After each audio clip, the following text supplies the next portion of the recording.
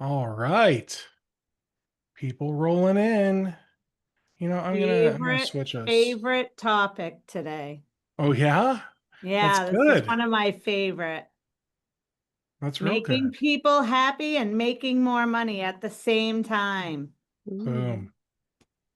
Ooh. Boom. This is All one right. of my Well, passions. well. Here they all come. Rolling in.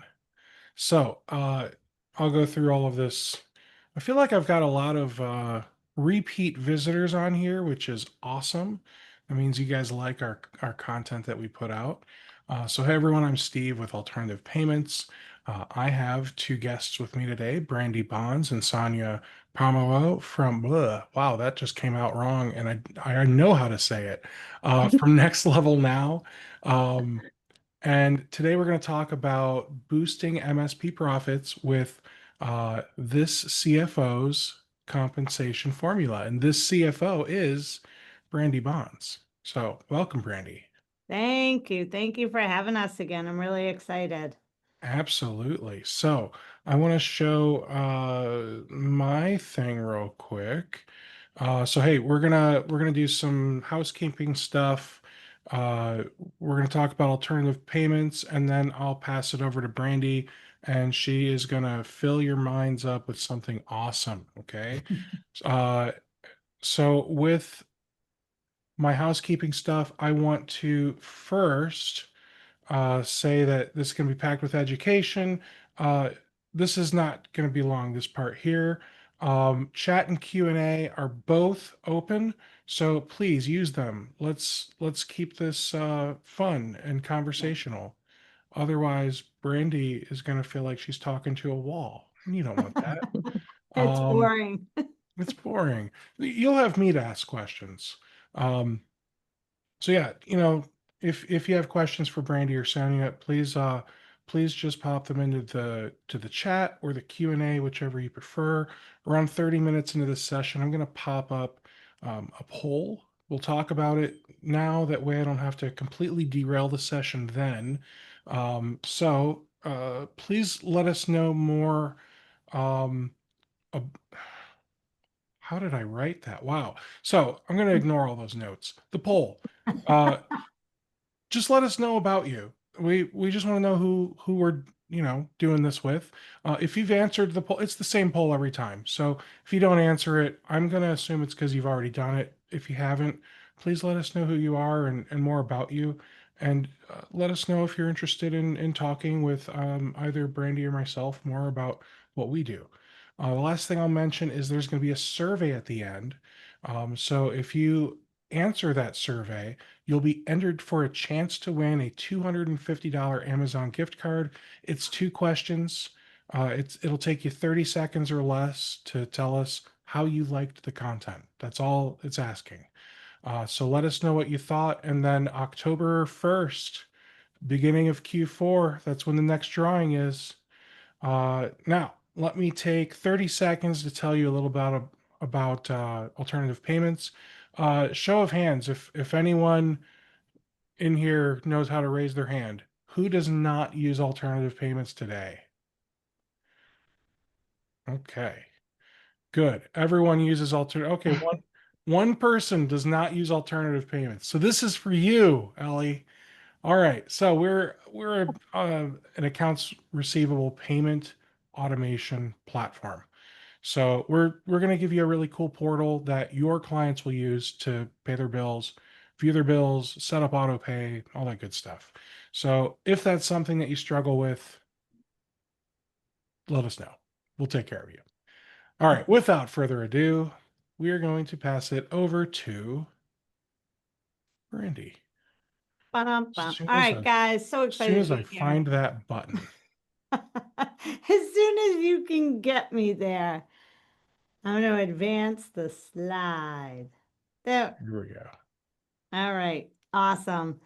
So today we're going to talk about one of my favorite topics is compensation. We get asked a lot to develop models. So quick about Next Level, we help MSPs exclusively We do have a little bit of a referral business that comes in, but we only target and go after and work with MSPs. We're obsessed with it. We love the technology and we really like helping organizations grow.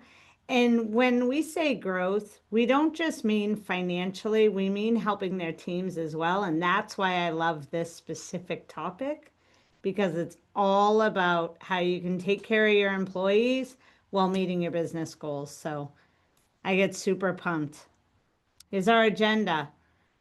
And this is my favorite. Clients do not come first, employees come first. If you take care of your employees, they will take care of your clients. The worst Hmm. thing you can do is have a disgruntled employee in front of a client. They will tell that client how unhappy they are, and you don't want that. So, we're going to talk about compensation, why it matters, common MSP pitfalls, the SLEEK framework, which is part of service leadership, compensation examples and creative comp plans, and what you can see from it. How does it really affect the bottom line? Definitely exactly what Steve said. Ask questions as they pop in your head. No question is silly. They're all relevant. And if you have it, likely chance is someone else does as well. So please get out of this webinar whatever you want out of it. So you pick brains. Have at it. So why does it matter? It is for MSPs your single greatest expense, and it is controllable. It drives behavior, performance, and margin. And not having a plan, which is what most companies have, is no plan, can erode your profit and lose top talent. The biggest key, right, is understanding what's going to motivate your employees in order to help maximize their performance. And not all people are motivated by money. However, all people go to work because they want to make money. And typically they want to make more while feeling good about it. And we're going to talk a lot about the feeling good about it and knowing what they're doing. So that's why I get it. All right. Pitfalls. A lot of people go out there and pull a comp model based on wrong industries or wrong positions. Different positions in different industries are motivated in different ways and use different levers. So it's important to pull a comp model that is built for this industry. And that's why we talk about the SLEEK model, and make sure you're aligning it with the position in which you are trying to find the comp model for and define it. There's no clear link to gross profit. A lot of comp models that I have seen are tied to revenue in the MSP space, strictly revenue. When you do that, unless you control the gross profit, you are signing off on a deal. It oftentimes will be sold for less margin than what you had hoped for. So you want to be careful on that. Staff confusion on what drives earnings. And I, this is transparency. Go ahead, Steve. I'm sorry. So the no clear link to gross profit. I always wondered that myself. I never got to the point where I was like ready to hire someone, but my initial thought was, why would I give some, like, a sales guy, for example, why would I give them, 10% or what I don't even know what the right number is, commission on the MRR, when how do I know they're not like discounting or getting rid of important services or whatever Yeah. before. And I guess my thought is, how do I know they're not like promising the world and not charging enough for it, which then screws me even more. Because I'm the kind of guy where if my employee, my representative promises something to somebody, I'm dumb enough to give it to them. That's right. Well, no, because that's called doing the right thing, Steve, right? Yeah. Well, And yeah, no, I trust me, I do know that. I just yeah, also see so many people not do that, and it makes me feel like exactly. the sucker.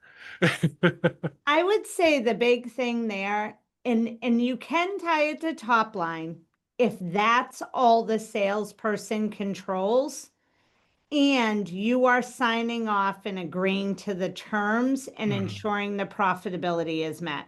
So if your salesperson's goal is to go out and get the customers, but as a business owner, you control what the price will be, that's okay. That's an okay model to tie Yeah, that way, right?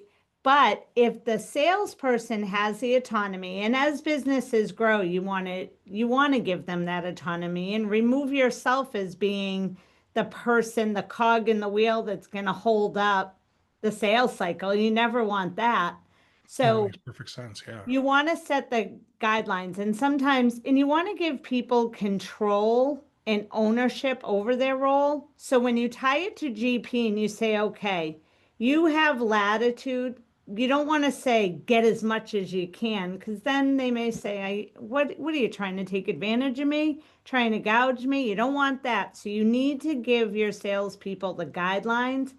The way to remove some of that is just say, here's what your target is. Anything within 1 or 2% or 5%, you have our permission. Anything that's outside of that, you don't. And then we'll talk about how you can incentivize your folks based on that margin. Because if you can give them the autonomy to make those decisions based on the customer, ultimately they will own that customer, they will own the relationship, and they will make sure that it gets serviced properly to the best of their ability. I love that. Yeah, it's good. It's good stuff. Uh, I'm representing the salespeople in the room, so I can I Boo! be I am the salesperson who's been around for 15 years selling SaaS products, and I got to tell you, in my last company, we did not have the model based on gross profit, and as we grew, we had to shift there because our salespeople just had no idea what they were promising. And then there was a bit of a revolt because we were used to making X percentage on X product, Mhm. not understanding. I'm jumping ahead, spoiler Brandi, on your next one, staff confusion on okay. what drives earnings, because we weren't really like my sales team wasn't fully engaged in the finances and didn't understand what drove it. We were all very self-incented, me, driving for our bottom line. And then by the time it shifted over to GP, it was like, that's not fair. You're starving the salespeople. It just, yeah, it was very unhealthy from the beginning. Yeah, and you have to compensation, it matters that you will talk about the next one, staff confusion on what drives earnings and transparency and communication. If someone feels like you're doing a shell game on them and you haven't really explained the process, lifted under the sheets and taken a look and gone through it, then you'll build resentment. So there is Mhm. a clear way to do this to make sure that you are honest with your people. It's okay to say, I made a mistake in my prior model, tying it to revenue. I'm now looking to the next phase because I want to give you the autonomy to price it appropriately and not have to wait on me. So it's actually empowering the employee more than it is shackling them. Yeah. So it can be better. It can be more of a win-win. And you want to model it too. If you're changing, to Sonja's point, from a revenue model to a GP model, draft it out and be upfront with your employees if they will see a compensation change that is going to hurt them or if it's going to be in favor of them. Because you can do it backwards. You can run a model backwards in a new way just to make sure that you know what the difference is. Because that's all people want to know. What does this mean for me? Right?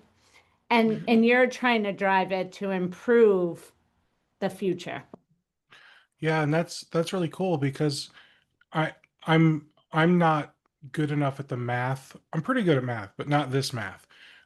So if I said, all right, I just sold $10,000 of MRR, and I'm giving the sales guy 10% of that, right? Yeah. So now we know that's $1,000. And I know that the margin on that is exactly 70%. Does that mean, obviously, so in a GP model, now that sales guy would only be getting It 10 depends. It 700 depends bucks, on what right? they're getting. Well, if it's a GP model, you have to adjust the percentage a little bit. If you went straight Ah, revenue, you can't apply the same method or they're taking a big pay cut. sure. And that you don't want to do because they will leave. So so then it sounds like then what you should do is say, well, here's MSRP, and here's what we're giving you based on MSRP. And then if you're discounting, this is how it's going to hurt you. Yeah, pretty much. Okay. And we're going to go into it in detail. So you'll be able to see it's pretty, Sleek did a good job at modeling it out and giving you a format and a framework in which you could do it. The last thing Sorry, I want to sorry, I'm say, skipping ahead. yeah, you're jumping ahead here, Steve. You're jumping ahead. Um, the the other big caveat here, and everybody, what have we spoken about? We've spoken about GP and revenue. The other thing you want to really make sure is that you're focusing on your company's goals and tying comp plans back to that. What does that mean? That means if your company is looking to do a merger or an acquisition in 1 year, you need to have the infrastructure in place in order to do that. So set your um, compensation model up with a driver that leads to documenting and standardizing so that you can bring in this new company with ease. That's not tied to revenue or margin. However, it will help you on the other side when you bring in this other company. It will slow down, it'll increase your ramp to get them onboarded, which ultimately will result in profitability. Nice. So you want to think about that. And that equals a company win equals an employee win, right? Hmm. So the very first step, and this is the step no one really does well. I can't say no one, some people do. Every time and every year, I suggest this happen at least once a year.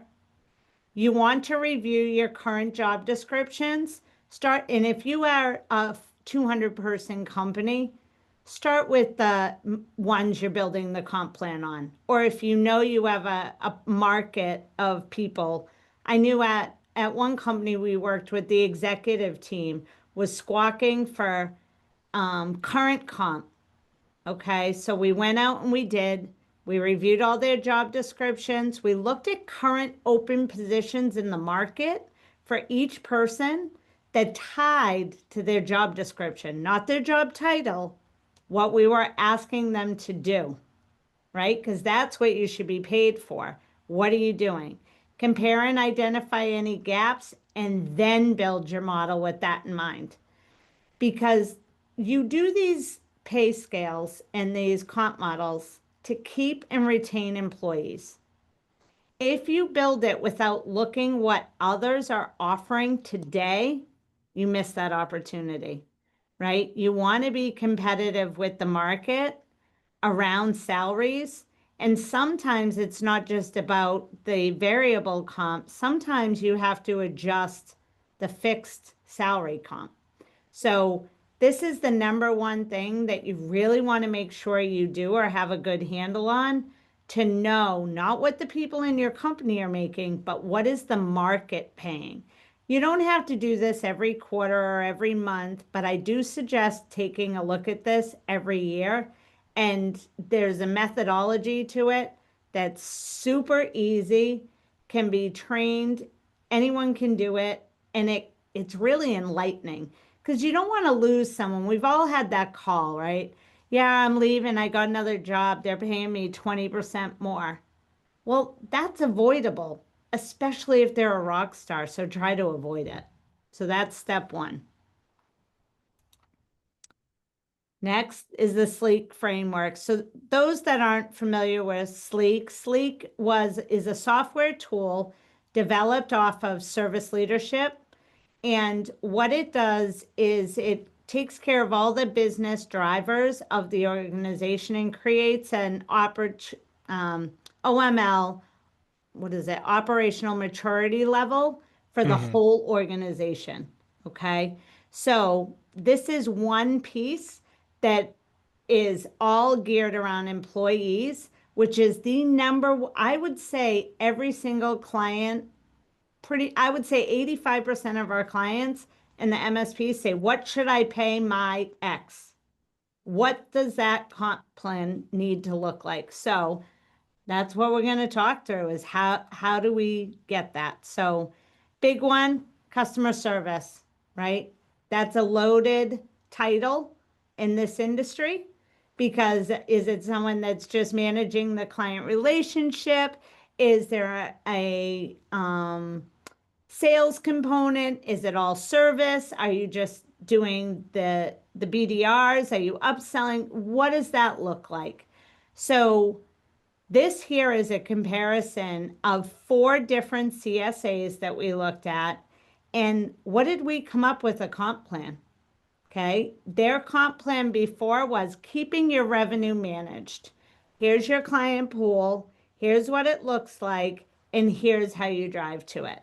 Now, the one thing I want to note on this, if you go over to the far right over here, it says percent of GP to comp. What that means is you take the total comp, which includes variable and fixed, okay, just the comp, and you take that divided by the gross profit of the managed service business. And when you build your model based on that, you can see if your people are performing well or not. In this company, which this is live data, I'm not going to tell you who it was though. You It's can see Kaseya. it's Kaseya. Yeah, that was it. How'd you guess? But when you're looking at this, you can see the target is 12 to 18%. I have a problem on one of mine, and they're all paid higher than where they maybe should be, especially for the newer ones coming in. The reason for that is either the base salary, and this top one, the base salary was too high. So when we brought in the variable comp, we had to make the strategic decision year over year to adjust it a little at a time because you can't reduce that base comp, but you can modify the variable comp as it gets in line with the industry and the revenue goes up. So you want to be thinking about where is the position in alignment to what they're doing and what is the responsibility, and then look at the standard targets. And there's going to be more examples, which I'll show you it in play. Here's the template we use, okay? And on this template, you can see there's the available incentive. So you determine that available incentive by looking at the target salary, right? So we just talked about look at what is the percentage, say if it's 12 to 18% of GP and you want it at 16, you figure out what that is, look at the base, and then determine what the available incentive is, right? You don't want to overpay just because a CSA may get 10 to 15% on a variable comp, or what is the responsibility? Some companies have CSAs have a heavy sales and upsell. If it's a heavy sales and upsell, you're going to want to incent them a little bit more, as well as client satisfaction. So you can see here, here's one, sleek improvement target. That means you're moving a business initiative forward, okay? Whether it be the sleek OML model, it could be a rock if you're an EOS house, right? So every quarter you get one rock, you have to get it completed. If you get it completed, you get the incentive. Great. Next is gross margin dollars. You'll notice I have gross margin dollars and percent. If revenue declines and the gross margin declines from a dollar percentage, but the percentage improves, you want to incent them for that. So if they have a gross margin improvement, and you can have this be tapered quarter over quarter. It's one thing I want to note. It doesn't need to be level set. I actually advise people to tie this to your budget. So if you're planning on growth and your people need to grow with the organization, add it into the model, have it build up with them. You'll notice here the gross margin target is 46, but if it drops below 35, there is nothing. If it comes in at 42, they get a portion of the bonus. So it's not an all or nothing, and it is on a sliding scale. So it keeps the incentive going. It keeps people motivated to do the right thing. And And the then salesperson, Brandi, just to be the devil's advocate, devil salesperson. Well, how am I supposed to influence gross profit?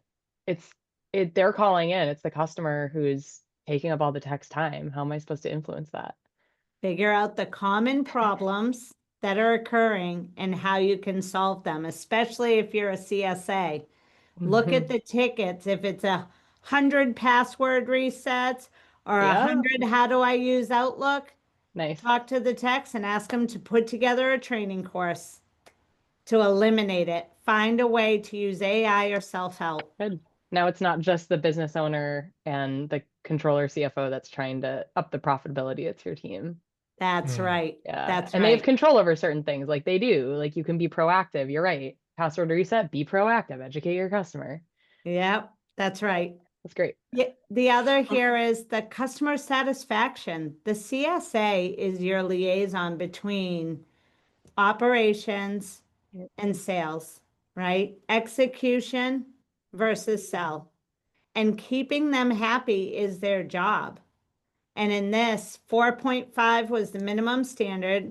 There's very few times that you see perfect, though that would be amazing, right? And you could build the model that if it's a 5, you get an extra. So that's one thing I want to comment on. Because this is built on a sliding scale, let's just say our gross margin wasn't 46, it was 50 across for the whole quarter, 50 points. The bonus available would be higher than what Yeah. is in here, which is amazing Yeah. because And now there's no you're cap, incented. right? There's no cap on that. Like, Right. You do want to set the yeah. guardrails so that say, if you are pricing above a 50% margin, that Right. needs sign off. That's what Yeah. I mean by the guardrails, so it Yeah. doesn't get gouged. People don't get gouged. And then each quarter you track this. The biggest key to a plan like this is you want the people, and it's not just salespeople, it can, which you'll see. I gave you guys information on admin and procurement, every position in sales, plus the CSA and techs. You give them access to data. If you're an EOS house, these would be your metrics that they would track. These are the numbers to let them know if they're winning, right? Every week, every month, tracking this data, they know already what their bonus is and what they're driving to. And they don't even need to ask.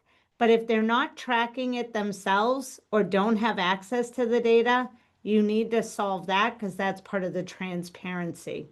And you want to make sure that you are transparent with the data so they know what's happening, at least monthly, giving them information so they can plug it in and know. And when they're falling off track, that's when you have your talks with them in your 555s or your one-on-ones. How's everything going? How are you trending to your incentive plan? You don't even have to have it be, you can change your incentives per quarter, some of them, but I would suggest an annual plan and change maybe if it's sleek improvement or rocks, every quarter you must complete a rock and therefore the initiative may be different, but you're still going to meet it. Any questions on this?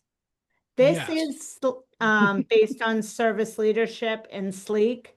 I cannot share this Excel with anyone, but I can show you where it is if you are a Sleek member, or tell you how you can be part of Sleek, but I can't send it out.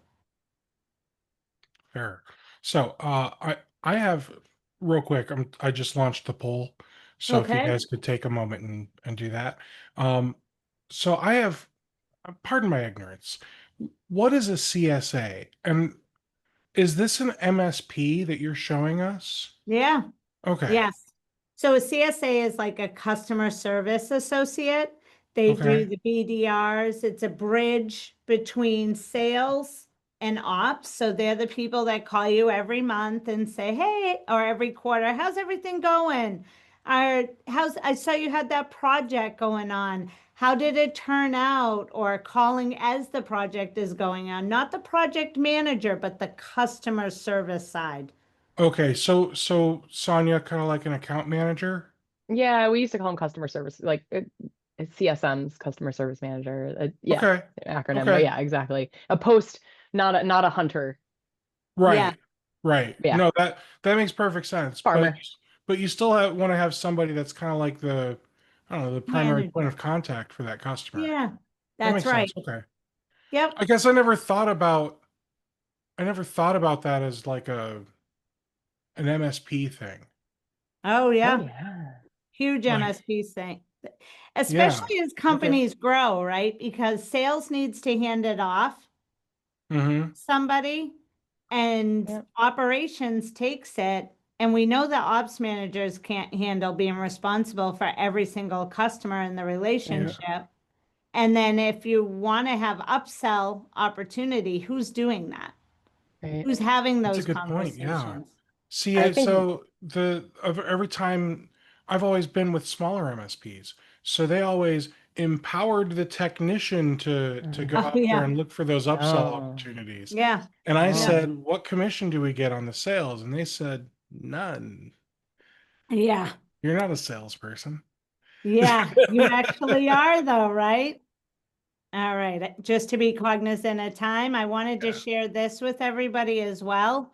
A sales hunter, and this is geared for $2 to $50 million MSPs and running around 25 to 200 employees, just so everybody has that framework.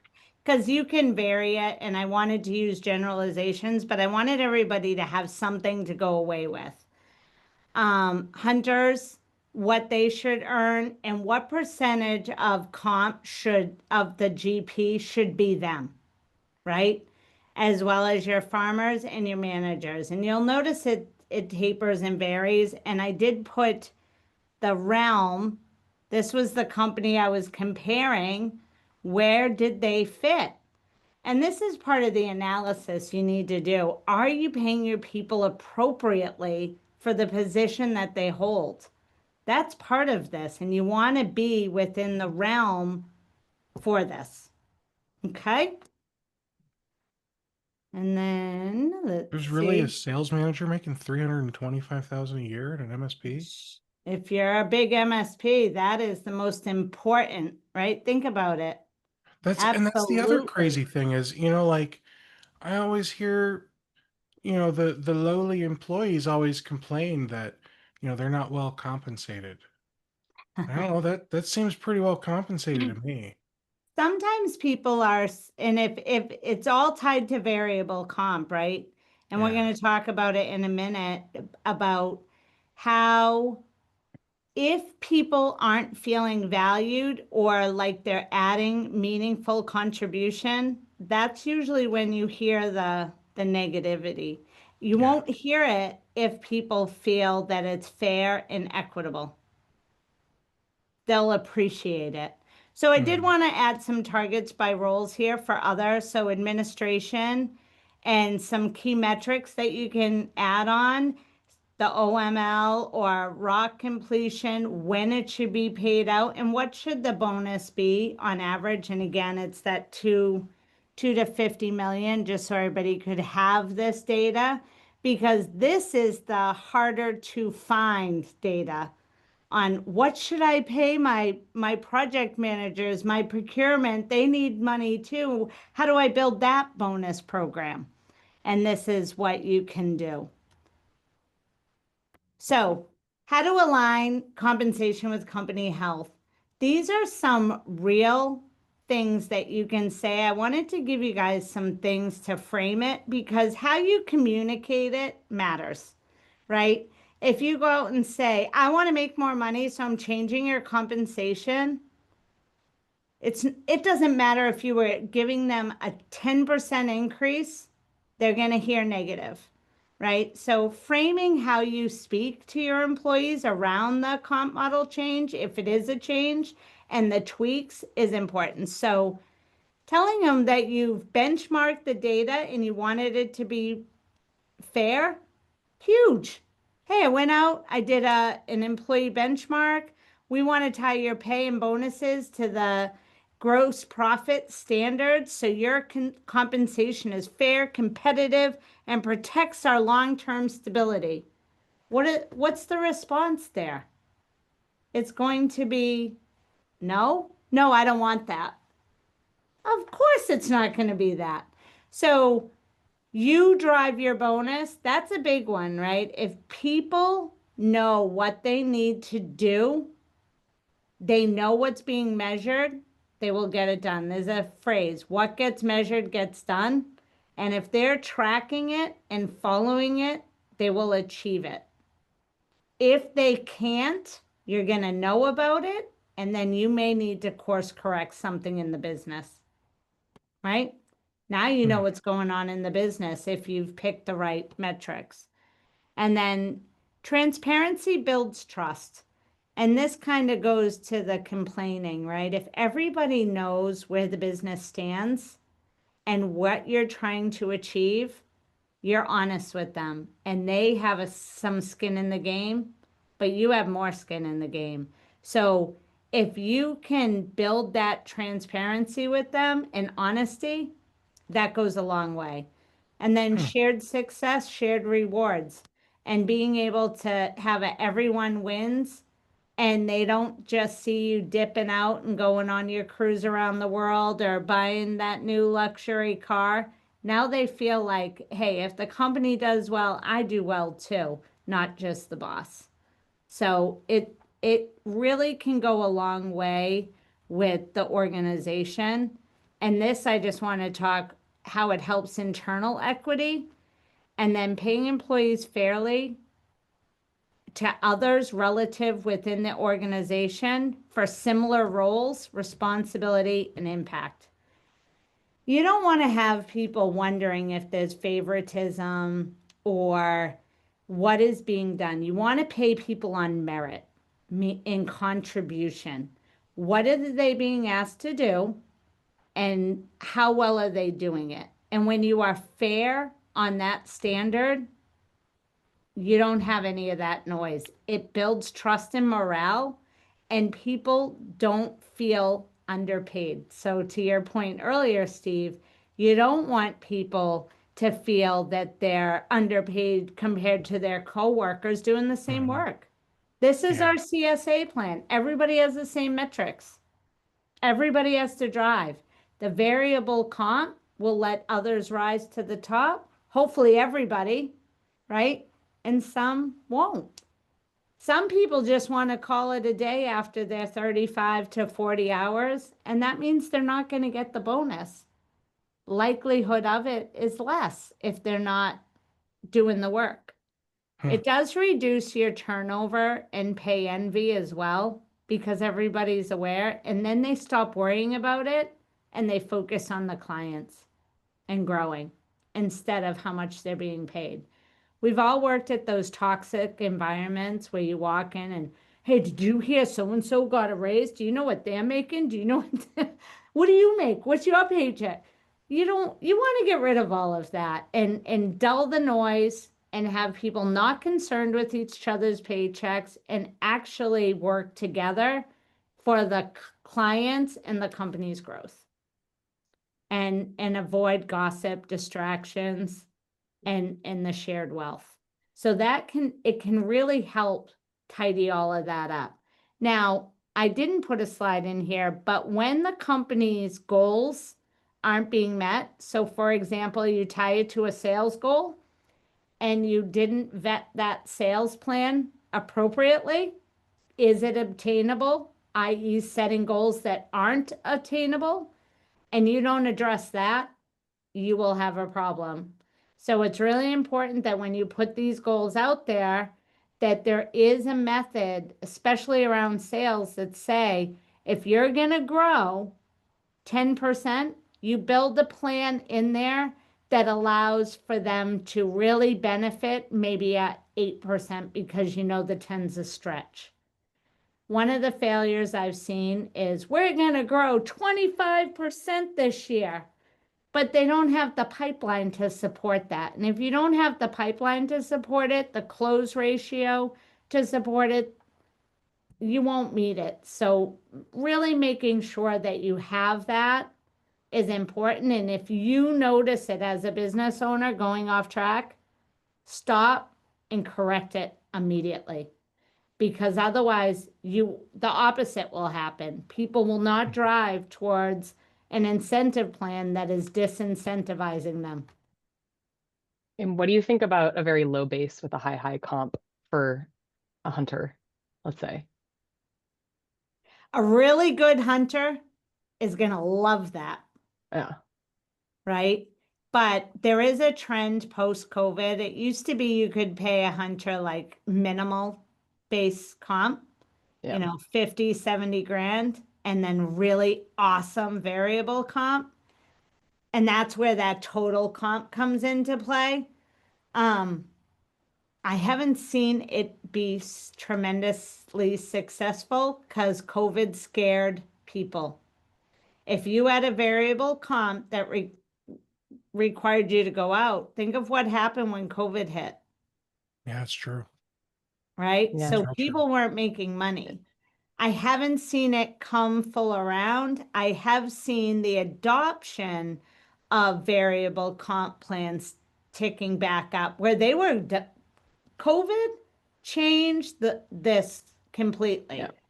So Well, you know what? You know what's interesting is COVID proved to a lot of employers that, oh, you know, we should have been doing remote a long time ago.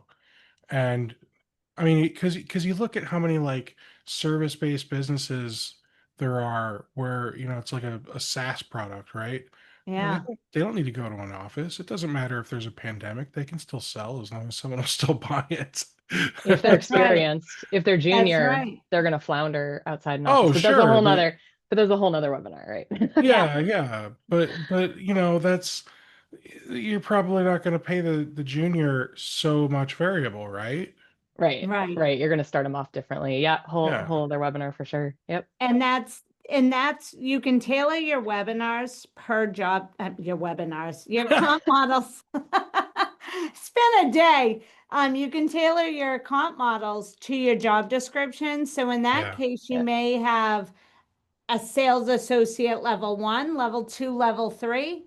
And as you get to a level 3, you could have a lower base with a higher variable Right. comp for the That's higher the change. upside to Right. level set that. Because higher level sales folks, they're incented that way. The more Right. money they can make, the better they feel. But Mhm. Right. someone learning is going to struggle because they're never going to attain that carrot.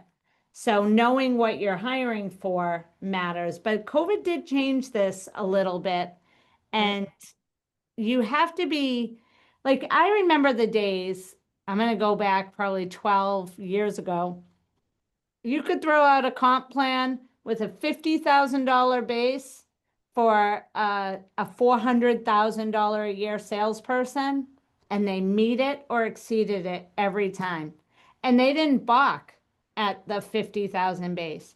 Now, I, if any of you guys out there in the webinar are able to pay their salespeople 50,000 base, that The sales Yep. cycles have changed. Yep. The You're right on. way that we deliver service has changed. The Yep. industry is completely, it just doesn't work Yep. the same anymore. Yep. No, you're spot on. My last company was the exact same thing. And post COVID, we were all like less risk averse, right? And just wanted more stability in general. And Yep. so the model had to shift to a higher base and a lower comp. And hey, you can do that Yep. um, with the The right key is just profitability. focusing on your percentage of gross profit that Hmm. should be allocated to each role. And Yes. thinking about it in terms of if you have $100,000 of gross profit, how many CSAs should you have? So doing a strategic staffing plan based on the available money, not hiring the people in hopes for the money. You got Hmm. to find that line, right? It's a dance. And So that's crazy. Like you just made me think resource allocation, but now it's based on revenue, comp, Yeah. profit, all that, rather than how many hours are we working. it's not ever about, I think I've said this before, Yep. I'm a big disruptor here about the hours. Get rid of them. Get rid of them. Hmm. Focus Yep. on outcomes. It's how we know when to hire too. And Yep, that's all we track is our gross profit. And yep, exactly. that's it. Yep. So I wanted to share with everybody, what is this? If you implemented this type of program, what does it do? Right? And there's a lot of averages, and we have a lot of data to support this. So if anybody wants to challenge or get more information, happy to share. I picked three things to share with you guys. This is based on a $5 million MSP with a 40% standard gross margin, 25 employees, 15 techs, yada yada. You can see it over there. First thing it will do, it will reduce your turnover 15 to 20%. I use 17 in here, which is 4 to 5 employees. Think about that. If you could reduce your turnover 17 and save 4 to 5 employees, you would save on average 60 to $100,000 just in turnover costs. Just by being clear, making sure you're paying them properly and treating them all fairly. Second, utilization. Just by improving your utilization by 3%. That's so easy to do. Say you're carrying a 70% utilization, getting it to 73, you can add about 900 hours of productivity, can add you an additional 90K in profit. 3%, little by little. And then client retention, right? If your people are incented to keep their employees happy, you will turn over your clients less. If your employees are happy, you will turn over your clients less, and you will result in, and this is just one client, guys. That's all I put in there, 50 to 100,000. And I use you're looking at 200 to $290,000 in savings right to your bottom line. I would take that all day. Imagine what you could do with that. Once this is implemented, it pays for itself and then some. So this is what gets me really excited, because this is why we do all these programs, right? We do it to try and incentivize people to do the right thing, to make more money for the company, and make it a shared win-win value. And just by being clear about a comp model, you can do all of that. I'm sorry, my brain, I think, has exploded several times. Told you I love this stuff. This is what gets me so excited. Right? So compensation can come in many forms too, guys. It doesn't always have to be dollars, and there are creative ways to add comp models, but it takes knowing your team, what incentivizes them. Not all people are excited about variable comp. Okay. finance is not always, if you have a team of accountants, they're not always excited about variable comp. But if you could offer them training programs or additional PTO or wellness, that might be exciting. One comp plan I had a company just put into play. If every employee for every month did their networking meeting that they were supposed to do, they got a dinner on the company. Nice. What is a networking? Anyone in sales knows networking is all about just talking to people, having them know who you are. It doesn't involve any of this other than indirect comp. People want to spend time with their family. Hey, why don't you and your husband go out to dinner on the company? You have $150. Thank you for doing your networking meetings this quarter. So it doesn't have to be super costly to incentivize your employees and let them know that they're valued and appreciated. And that's the biggest takeaway, because when you approach comp models from the company's perspective of profit only, Right. that can be very demotivating.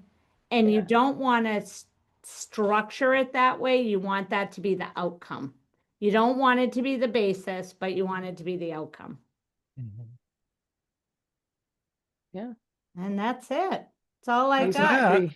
You can create a super toxic culture when all you're looking at is sales commissions, and that's exactly what I grew up in. And it was then all the people that are, as you grow, you add more managerial Yeah. layers and non-revenue producing layers, and those people feel completely left out because you're just compensating the salespeople.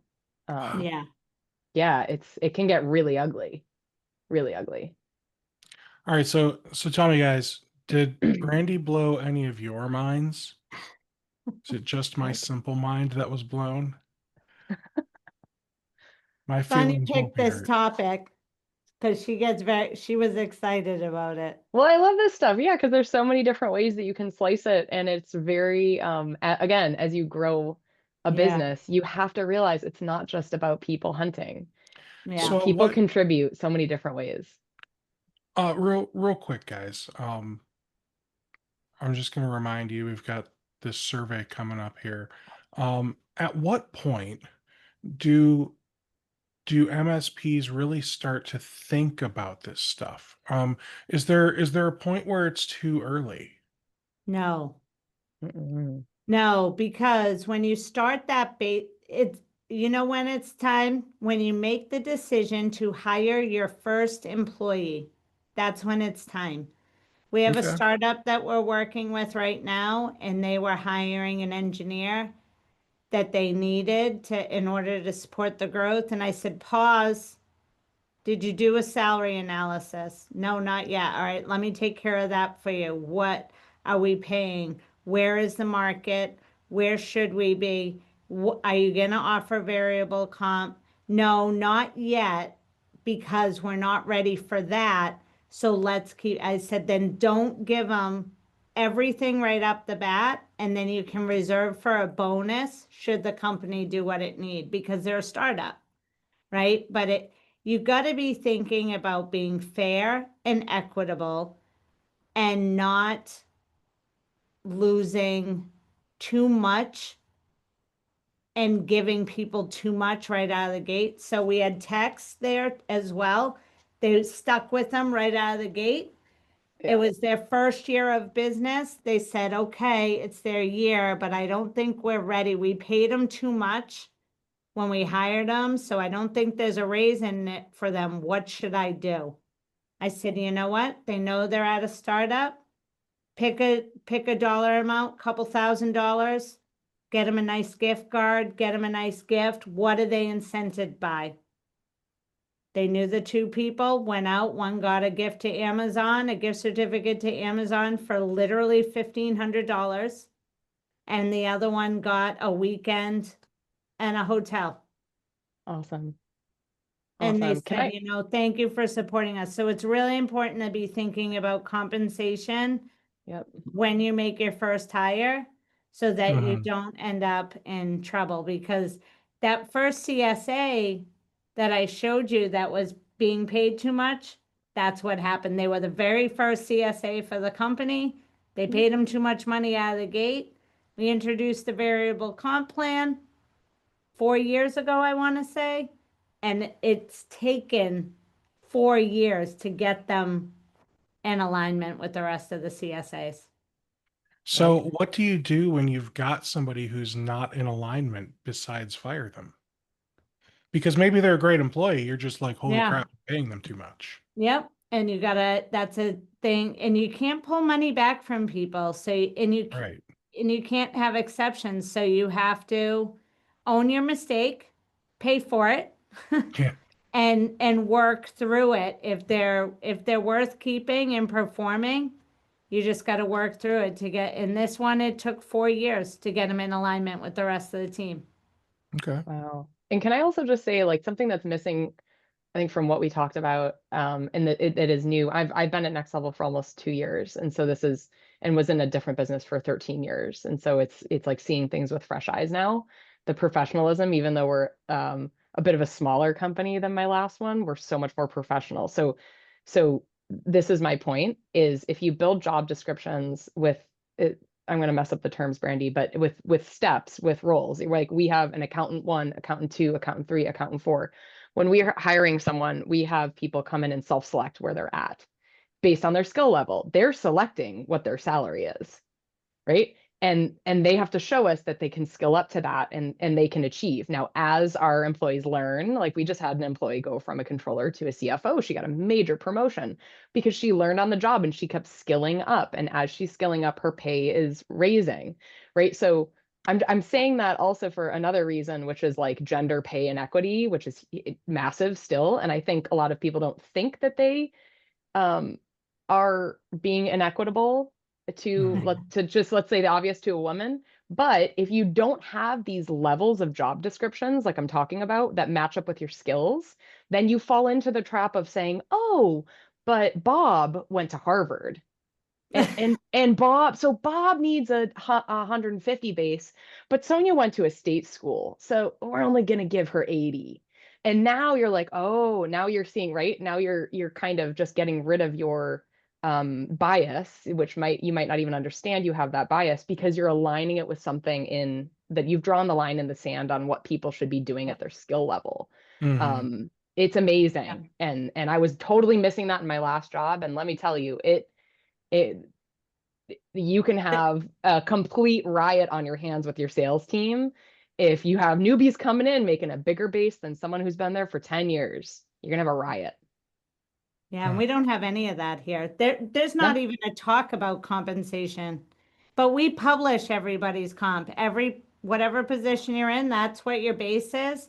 The variable comp is based on your output Yep, and all of these things that we just went over. it's fair. Yeah. Well, I gotta say, this was fantastic, Brandi. Thank you. Thank Um, you. I absolutely love when you come on here and you make my brain hurt. That means you did a good job. Um, Well, all I right, appreciate it. Anytime you need a brain hurt. yeah. When I every now and then I just gotta restart it, turn it off and back Yeah. on. That's what you do for me. Oh, Um, thanks. so yeah, thank you so much. I'm just going to have these couple of slides on here as I'm going to call them the end credits. We don't even have to talk about them.